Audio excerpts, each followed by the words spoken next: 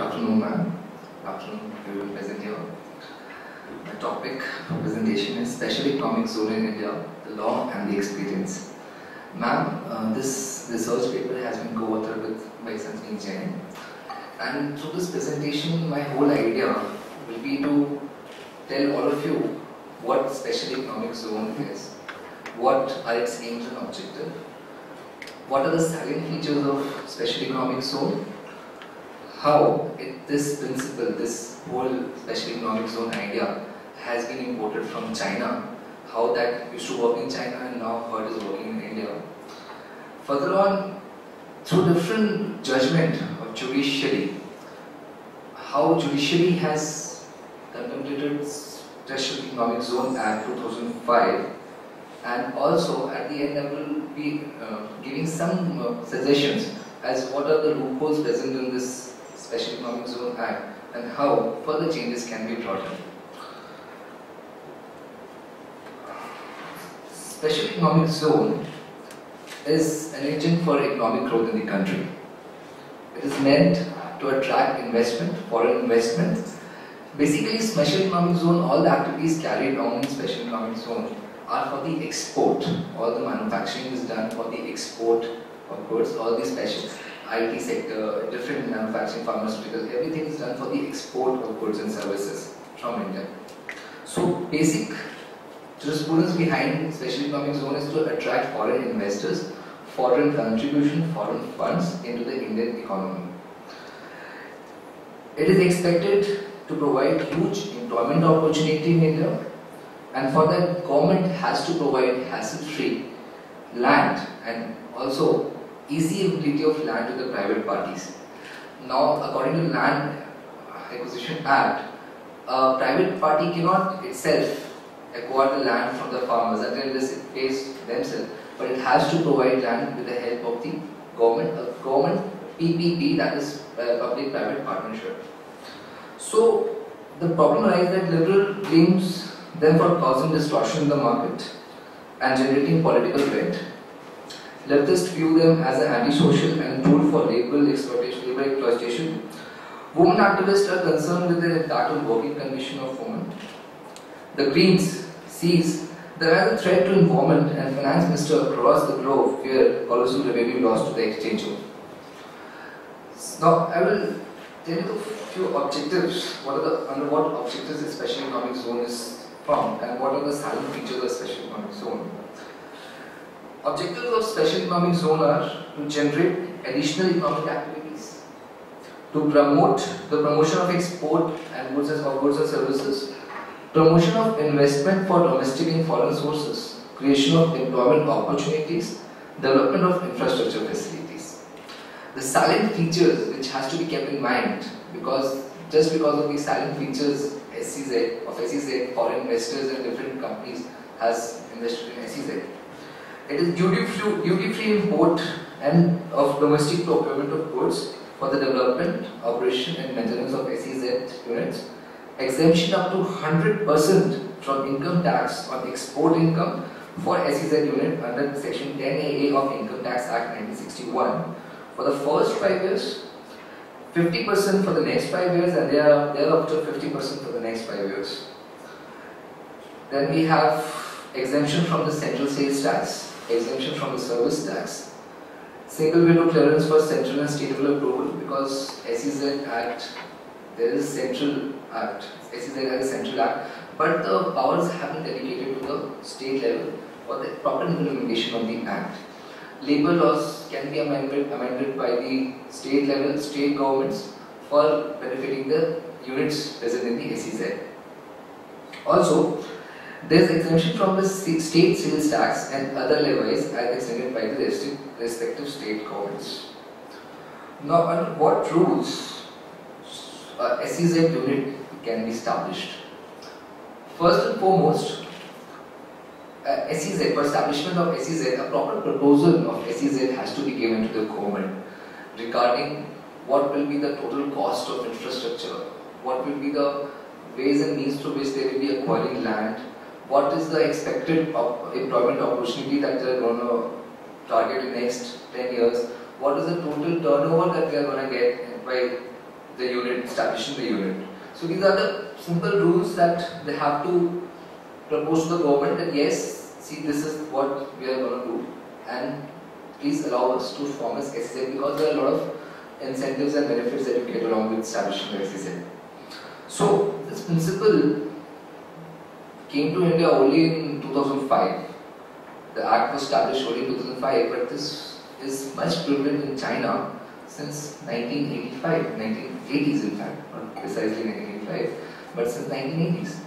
So what happened then, the Chinese leaders Deng Xiaoping was a communist leader. Before that, Mao has tried a lot of means to enhance the Chinese economic growth, but because the China was a closed economy, the point here is that in 1947 when India got independence, China lagged behind India.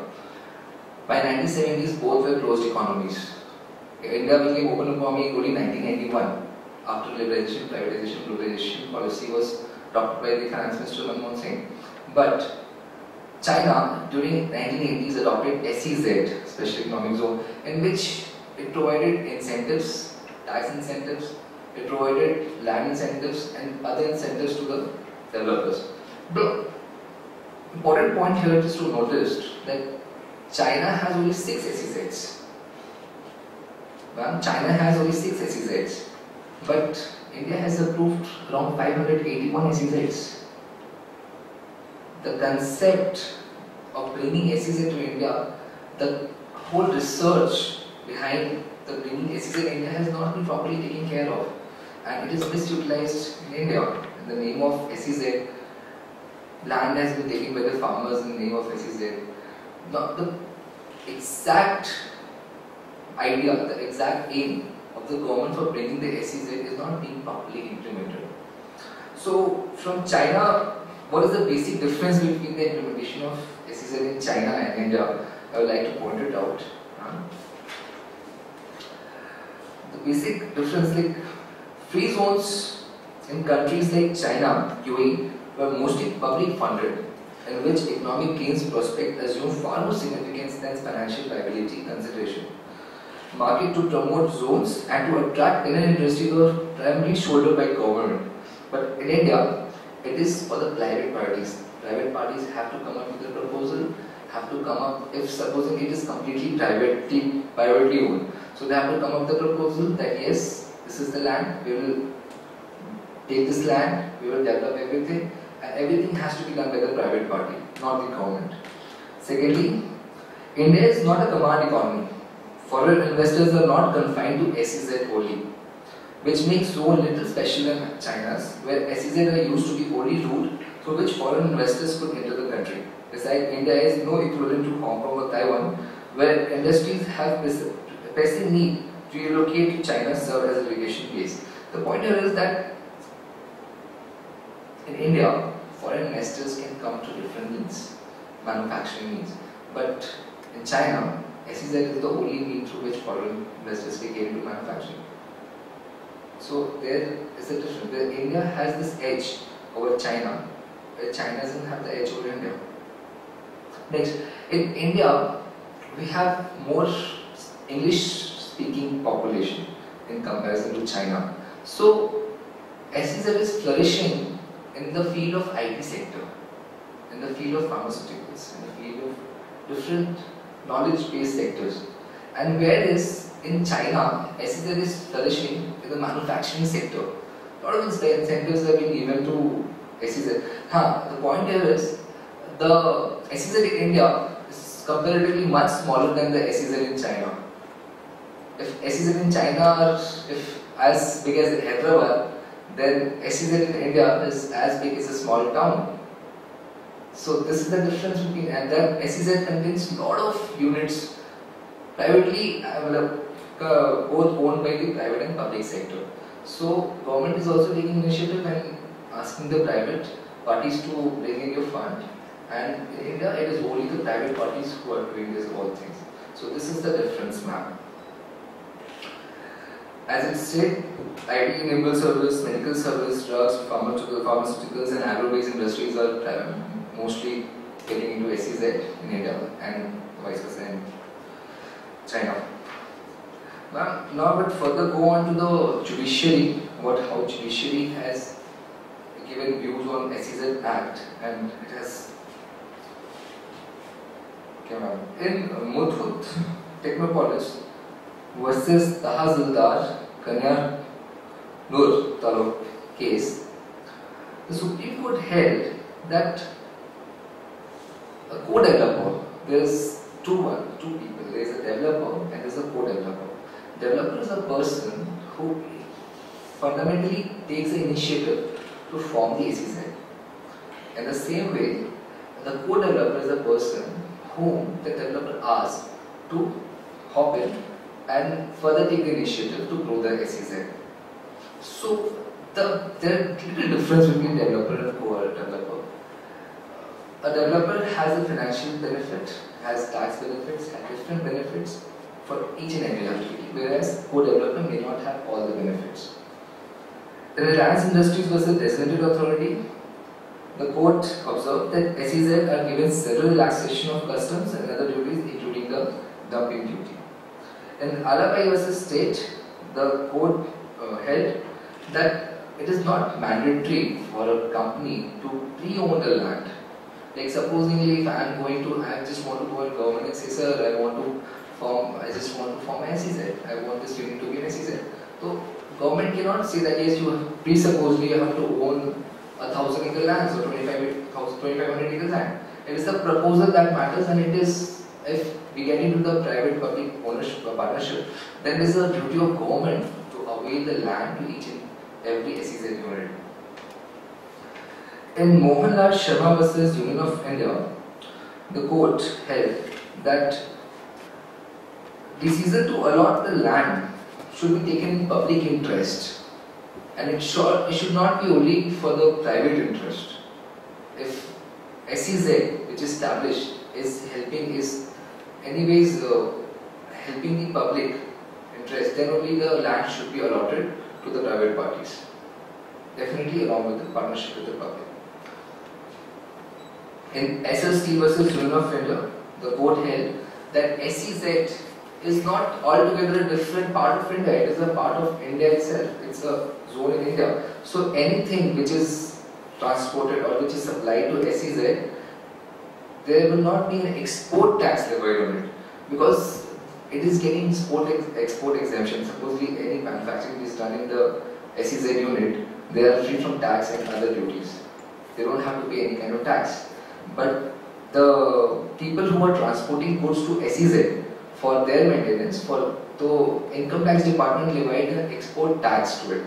Though the Supreme Court held that no, this is very much a part of India and export tax should not be provided to them.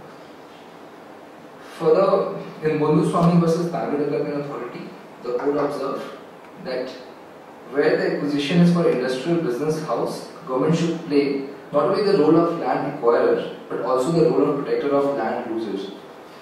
One is benefiting and other is losing. So government should not be the one who should only helping the benefiters, but also the person who is losing the land.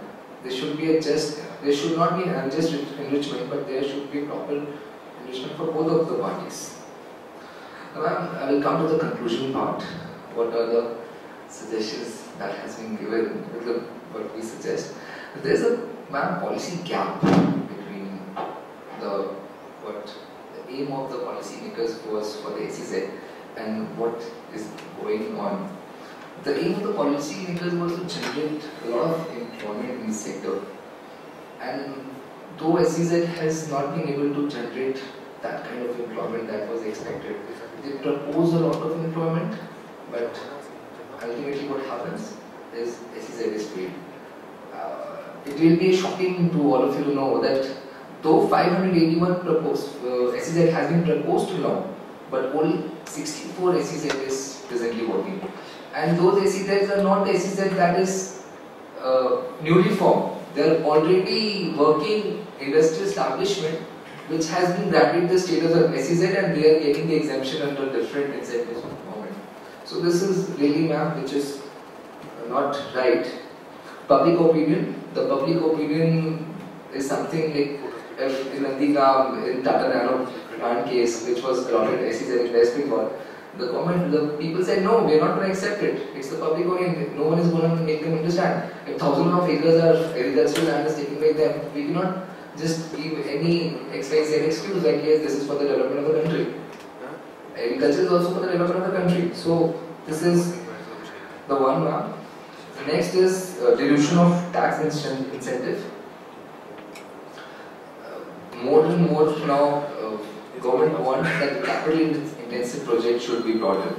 But what is happening in India that SEZ is basically coming for the knowledge incentive, IT sector, pharmaceutical sector, where it is not benefiting the government. So this is the few information that we have come across, and I hope everyone would have known what is SEZ by now. That was the whole idea of the presentation. Thank you so much. And clear basics he has put across fundamentals even for a layperson like me. Any questions, please? Certain factual data corrections are there. Sure, sir, sure. To an extent, you made my job easier, so I'll address that later. Okay, sir. Thank you so much. Anyone else? Okay. Thank you so much. Thank you so much.